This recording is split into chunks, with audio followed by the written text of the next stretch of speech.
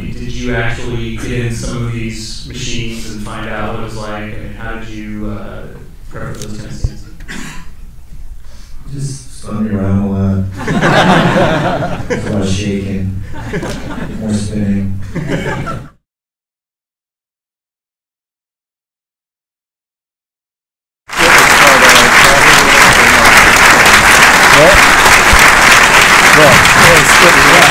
Please join me in welcoming the director and stars of First Man, Damien Chazelle, Claire Foy, and Ryan Gosling.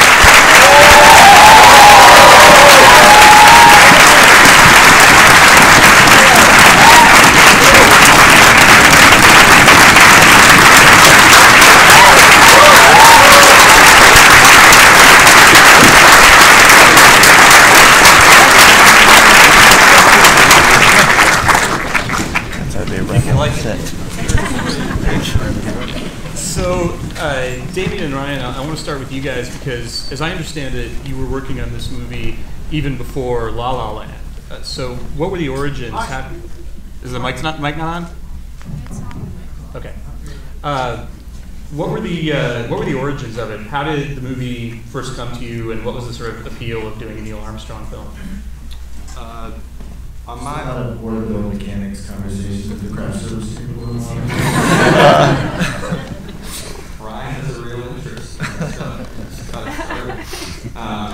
On my end, I was just given, I basically given the book that the movie's based on a wonderful book by Jim Henson, and I had written La La Land. I just hadn't had any success in getting it made. And I hadn't met Ryan yet, so I had this book, and La La Land at that point almost felt like kind of a dead project. So I started kind of working a little bit on how to maybe adapt this book. Something about it spoke to me. Something about it. I wasn't particularly obsessed with the space program or that era in history, but something in I'd just done Whiplash, and something in learning about just the sheer number of deaths and the cost of kind of what it actually took to get there, and being on, I realized I didn't know about that. It just sort of grabbed me, and it was right around the time that I got the chance to meet Ryan, and so we met. I met to pitch him this movie, which he seemed interested in, but almost more interested in the fact that he overheard that I had a musical. And so we did the musical first, and actually, all kidding aside, we were every once in a while during the course of that, and then immediately once La La Land was finished, talking, kind of having an ongoing, very slow simmering conversation, I'd say, about this. Well, and Ryan seems like kind of a daunting character to play because he's so internal and in some ways not expressive. And I'm curious, what was the sort of initial interest for you in playing? You know, what did you see in it that made you want to do this movie? Well, I guess I just knew so little about him, and when I read Jim Henson's book, it just became obvious that I couldn't believe what an extraordinary life he lived and his family, and I thought Damien's sort of there's so much story to tell there, but Damien's sort of instinct to just focus on this one period in our life just felt like an incredible opportunity, and he was making a musical. Who is this guy who's surfing and turfing like this? Maybe I'll make a musical, maybe I'll go to the moon, maybe I'll do both. And this is before we order dinner. I'd like to work with him. Well, that does speak to a point that I find interesting about biopics. I think one of the hardest things always is determining what you're going to keep in, what you're going to leave out. So, Damien, how did you decide that it was going to be this? I don't know, it was like 8 years or so that you focused on. Well, that was pretty early on, actually. Just I think just because what interested me was the dangers and the physicality of actually physically getting to the moon, kind of realizing that I knew the broad conceptual strokes of someone going to the moon, but just the actual mechanics of it, maybe not the orbital mechanics, but the just the brute sort of toll that it took physically, mentally, emotionally. So in a way, the timeline was dictated by that mission. In a way, I mean, there were multiple missions leading up to the moon, but it was all in the service of this one big mission. So it kind of felt, let's sort of isolate this movie down to when Neil actually becomes a part of this kind of national drive to get to the moon, and look at, hopefully in a very microscopic way in those 8 years, what the toll was, not just on him, but on Janet, and on them as kind of a unit, both individually and as a married couple. Mm-hmm. Yeah, well, I think, Claire, your performance in this movie is so incredible in the way that you convey that whole.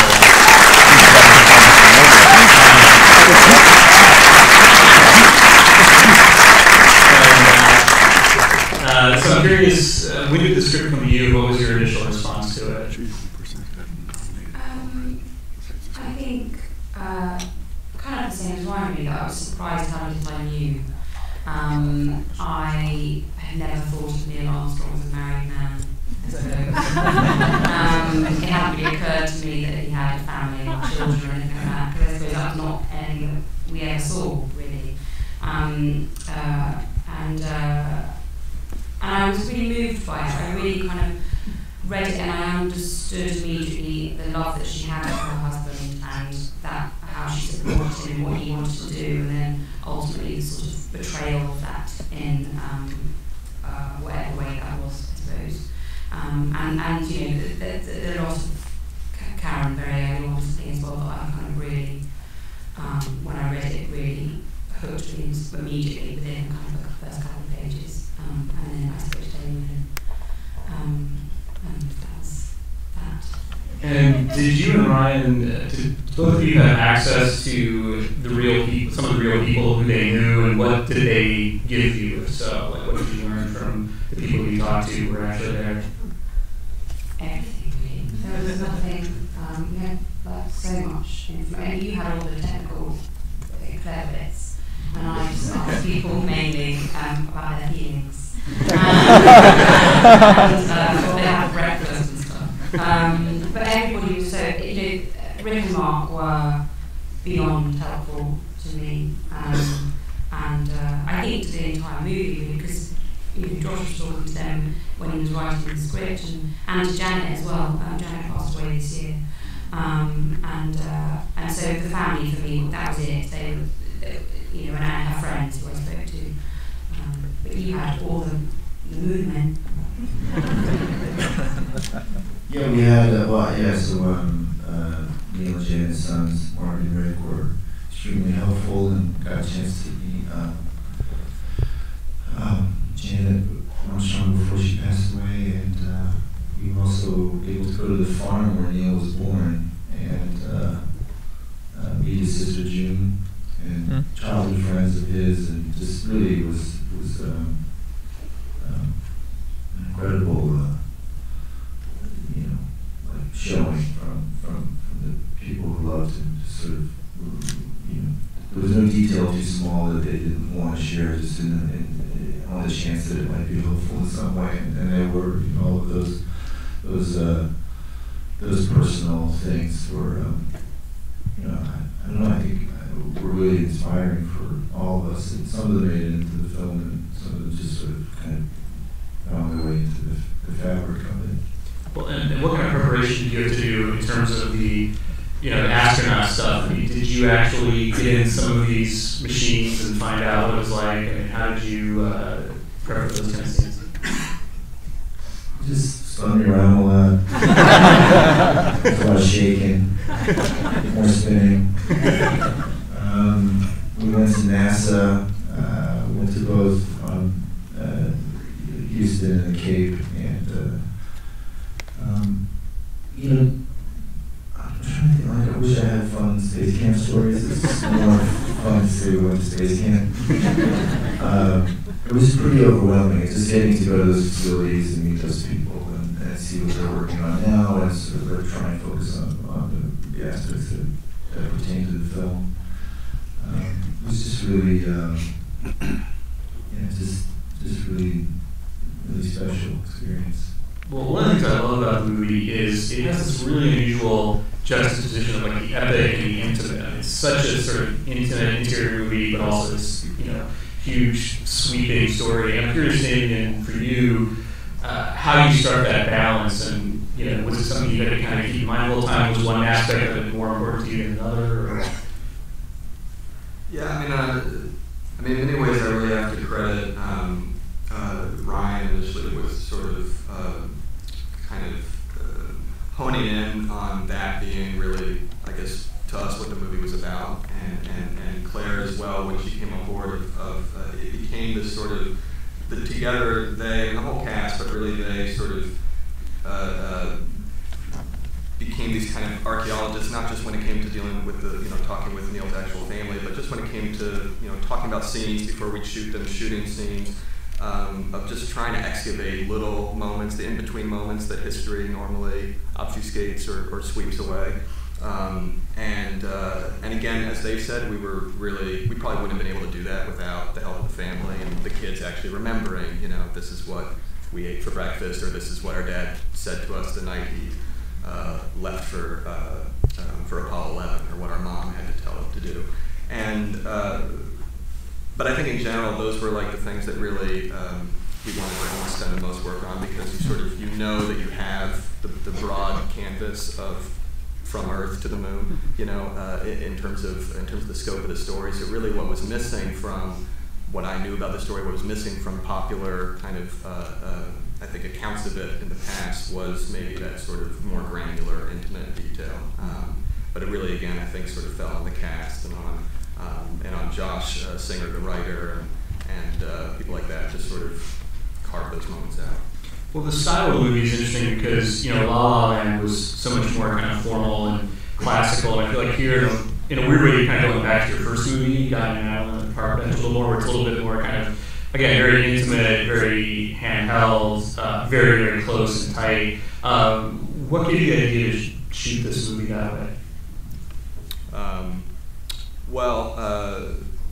I something in the archival footage and in the kind of home movie sort of stuff of the of the household.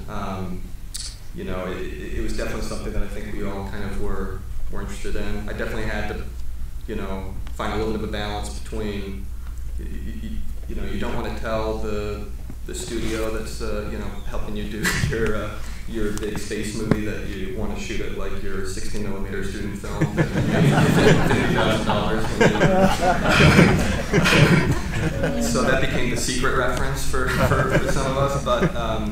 But that said, I think we did have to push actually a little bit on things like using 16mm for a lot of photography, using kind of single point of view sort of style, sometimes the sort of instability of the camera, things like that we knew weren't going to be for everyone, but I think for us helped sort of get at what we were trying to get at, which was something in the feeling of those archival films that was, it's hard to fake, but we wanted to try. It's something just rawer and messier than I think I was used to space being portrayed in film. And that's space photography itself, or the photography of people trying to go to space. But whether it's movies about the space race or great space epic movies like 2001 and whatnot, I think of them as sort of the epitomes of this wonderful grandeur in cinema. We kind of wanted to do a little bit of at least in parts, a little bit of the opposite of that and mess it up a little bit. Not try to outdo, you can never outdo 2001. You can never win at that game, so trying to find a different way in.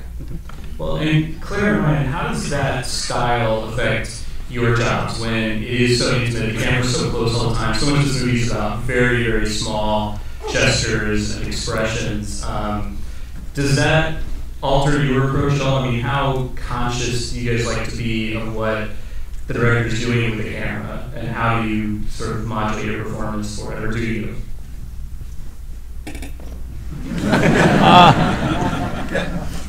Well, I think it's just nice to know that someone's watching what you're doing.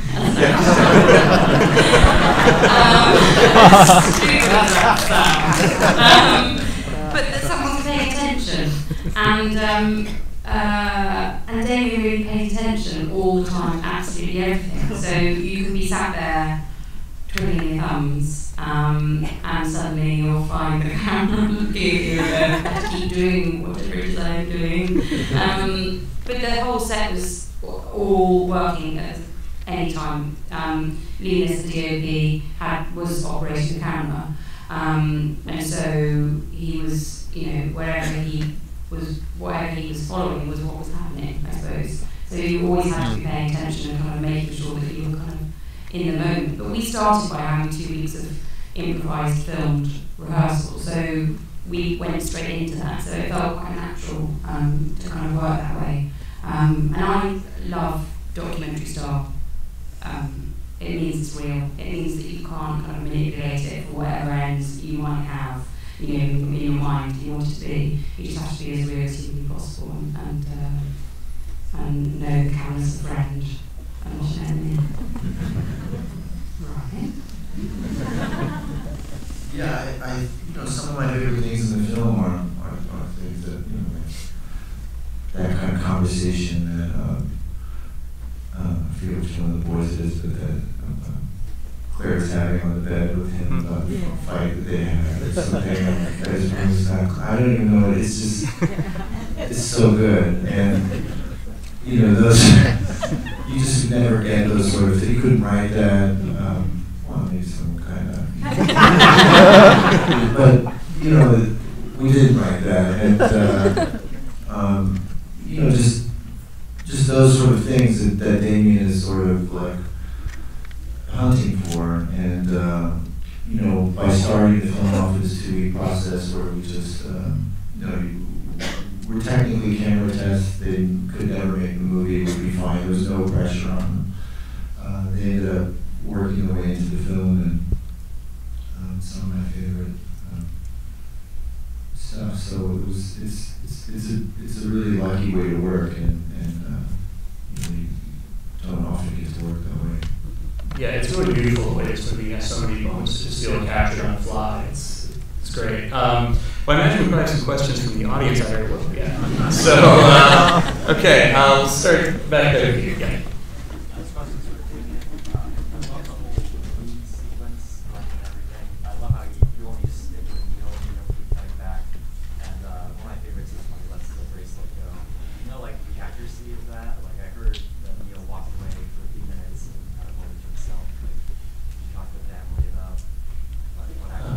And I'll repeat the questions that were in the back here. It was about the moon scene and the accuracy of the moments with Neil alone. And, I also said I really liked it.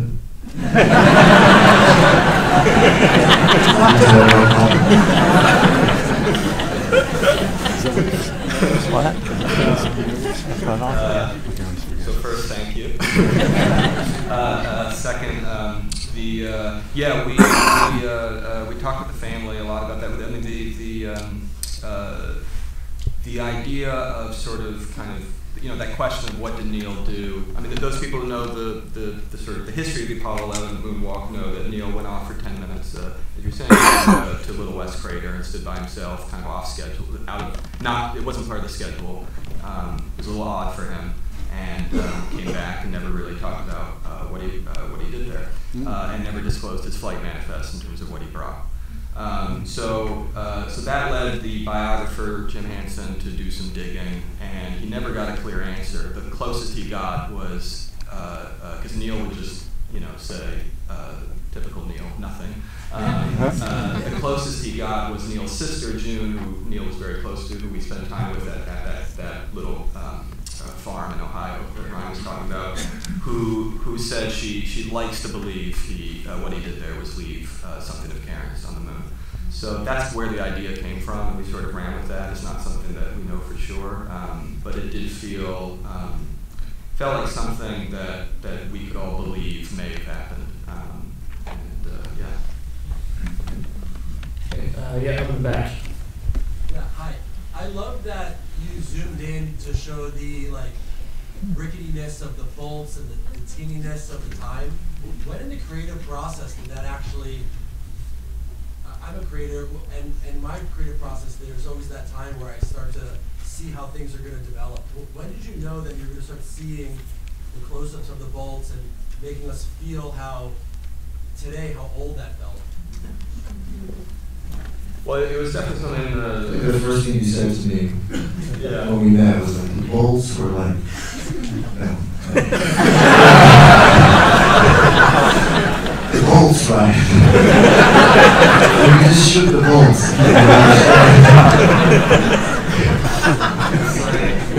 It's like I heard you had this music going, yeah, but the bolts.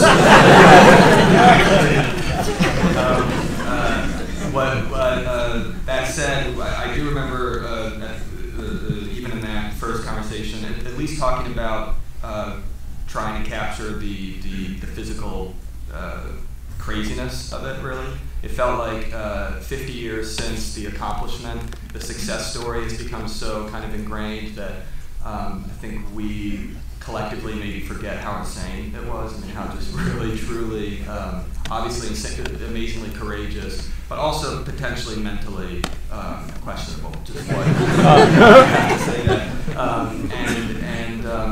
But it was a kind of thing where every time we would see a real capsule, every time we would sort of, it started as an idea, but as we did more research and as we kind of built these things for the movie, Nathan Crowley, our production designer, and his team did an amazing job rebuilding these things. It just kind of reinforced further and further that basic idea. It made us more and more scared of the idea of anyone getting into these things. It made us that much more in awe of the people who did. So it kind of became this self-reinforcing thing until we were, filming lots of bolts. Well, it's another way that's sort of very different from 2001, which is this movie about this sort of smooth technological marvel of space. Yeah, which is sorry not to interrupt, but what's interesting is that that's sort of the image NASA sold as well. You think of 2001 coming out in '68, right around the time of our movie, and it did kind of marry into NASA's sort of imagery at that time of just sleek, high tech, nothing goes wrong. Obviously, in 2001, things do go wrong, but things don't go wrong because the bolt has too much rust on it. It's that kind of stuff we've handled, and so I think that became really fascinating to us when we sort of started to realize how much that was, very understandable. Whitewashing, the sanitization that again NASA had to do to maintain funding but it wasn't maybe the whole truth. Well, it's interesting because you're not using the typical touchstones for a movie like this, like 2001, but I know you're a real cinephile, so I'm curious, what were some of the movies that were on your mind or that maybe you screened for the crew or things like that as kind of reference points for this film? Well, I would say mainly documentaries. Certainly something like For All Mankind that is just sort of a treasure trove of archival footage from this era. Other movies like that, Moonwalk 1, Footprints on the Moon, those are all sort of beautiful archival compilation documentaries, sort of. But also I'd say documentaries of the era that don't pertain to space, but just gave us some sense of the era. We spent a lot of time looking at old Robert Drew docs or Pennebaker docs, things like, or Salesmen, things like some of Weissman's movies from that, just things that that maybe helped give us some feel of America at that time, and not the America of the coasts, not the America of Hollywood or New York, but this sort of more ordinary middle class America that, ironically, given how famous these astronauts were. Ironically, it was actually pretty much the lives they were leading, and they were leading pretty middle-class, working government wage jobs lives, and so there was this normalcy to it that we wanted to try to get at, even though they were known throughout the world.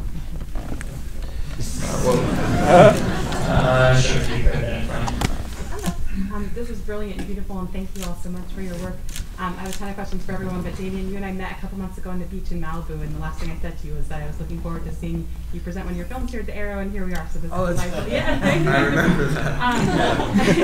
I was talking to you that day about Ron Howard, and there's interesting kind of through line I see in your choices as being just seamlessly and brilliantly going from genre to genre, just like he did. And I'm wondering then, the same question I had for him, right, when we met was, is there an underlying through line to those choices that you make? Some kind of thing that really captures you that is the same in each? I mean, for me, I see the profound sensibility and humanity of the details you spoke about, but I'm curious about on your end. The question is about if Damien sees a through line in his movies because he bounces so much from genre to genre. I'm not sure. Yeah, it's that tough thing where I feel like I'm sort of trying to find the answer myself, because it's sort of, you just sort of, at least so far, I've just kind of gone on gut of what sort of story has grabbed me at what moment. But I do think, and certainly I think you could see that one can see this in both characters Ryan has played that in movies we've done together. Trying to kind of tap into the head space of people who are sort of are locked onto some goal, and sometimes it can be a very arbitrary goal. Sometimes I was telling stories about people with goals that were very close to my own. The moon is very far from my own, but it kind of doesn't matter in the sense that it becomes almost a MacGuffin that just helps you, I find, dig into what makes a person tick. And I think this movie in particular felt like a welcome challenge, I think, for Ryan and me, and it applies to Claire as well, because Janet was like this as well, of trying to dig into the headspace of pretty quiet people who actually spend a lot of time trying to armor their headspace and make you not able to see through. And so trying to, that's a little harder than people who sing and dance their emotions. So there was that through line, but at the same time, I think, me and I think probably everyone here is always looking for some way to do a new challenge, just to not repeat ourselves. Up there in the back, sort of on that side. Yeah. I was wondering, this is kind of all of you, but more to Damien. What do you think was the most challenging thing about this film? Basically, there's a lot of stuff happening in the spacecraft. There's a lot of emotional and physical strain. I was wondering what really stood out. For each of you, what was the biggest challenge of the film?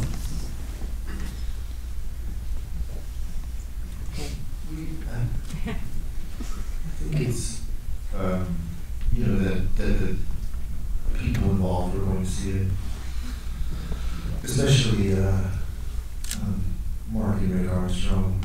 I think it's just, just to see your parents reflected in this way in your life and yourselves and these very intimate moments. They weren't a family that shared these things easily, and they really trusted us with this. So I think that was just knowing that was coming was the most difficult part. I agree with him. Yeah, I mean, I agree. Then I think it just the space stuff was not. It was fun to do. It was fun to nearly give Ryan head damage and wanted to try not to vomit. But so all that, there's a fun to it. But and I'm sure Ryan will agree, there's a strain to it, and just a technical. It was the kind of thing where we went from several months of this very kind of fluid shooting that like Claire was describing, and then arrived on a soundstage on a spacecraft, and suddenly a whole day would go by without a shot, and then maybe the next day we pull off one shot. Suddenly it was like it's like we had just been put in, had anchors suddenly attached to our legs. So it was a shift, and I'd say that kind of from that, the biggest challenge in a way was trying to make that shift not so apparent in the feeling of the film. We definitely did talk about this being two films in a way, the intimate and the big space epic, but to try to shoot it the same way, to try to have the acting feel the same, to try to have the characters correlate, that was actually a challenge, I think, that we talked about and tried to sort of actively wrestle with, given how different, just style-wise, of shooting the two sections had to be. White shirt, yeah. Hi. Thanks for the work, guys. Thought the movie was really excellent. This is my second time seeing it. I liked it a lot better the second time.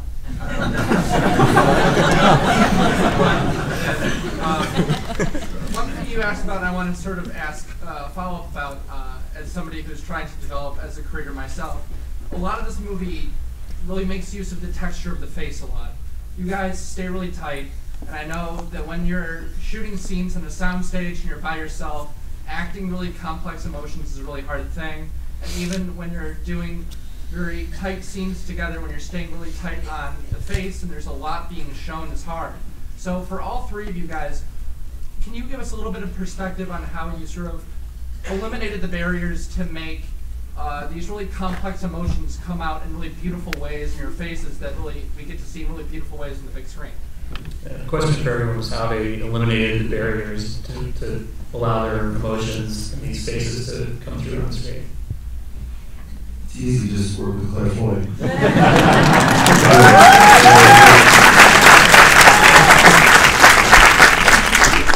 When they get too close to the camera, just kind of go like this. They're acting and learning how to do that. Fair?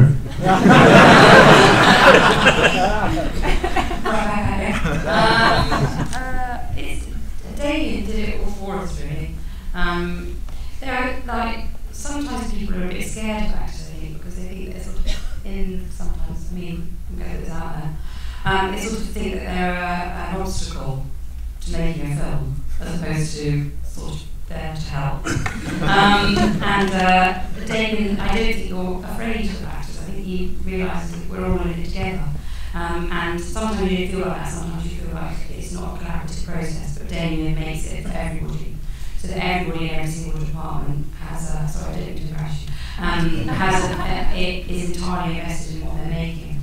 And he also gets out of the way. So he sets up everything. So everything works except some of the taps. I mean,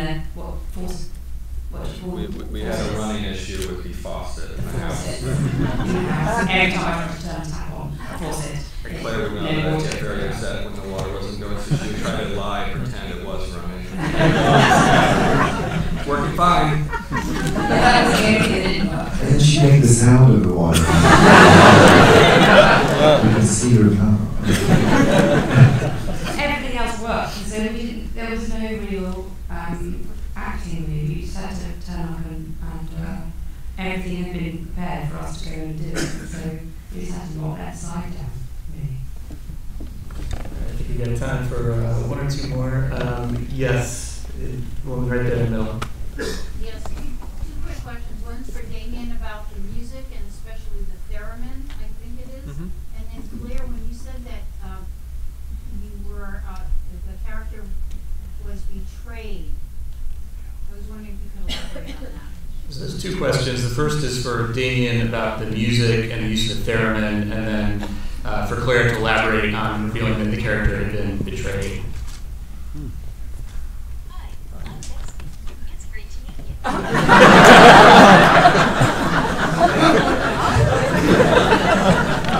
Siri has a question.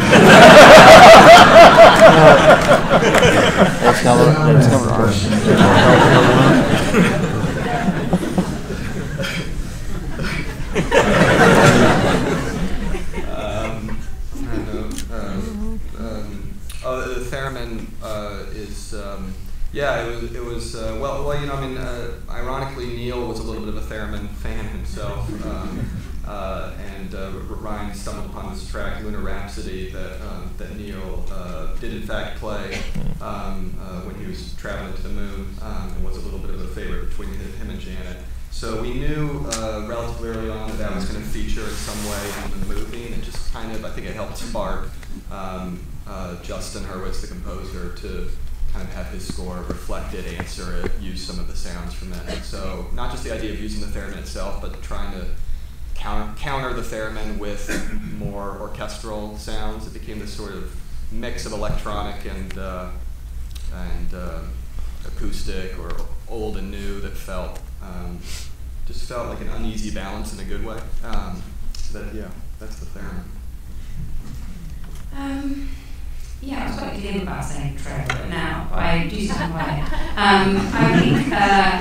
I think it's odd when you're playing a real person because your endeavour is to make sure they're as accurate as possible. But at a certain point, you have to separate what you're doing as an actor from the real person to create a kind of weird fictional version of them. And so whenever I say anything about Janet, I just want to be clear that it's my fictional version of her, because I'm not being her.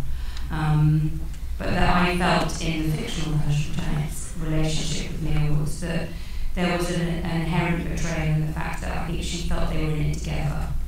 And I think at a certain point she realised she was on her own, and I think she felt betrayed by that. I think she had invested in a life that she imagined was something that it wasn't, and marriage was then a betrayal as well. But I think, in my head, that was something that she felt was kind of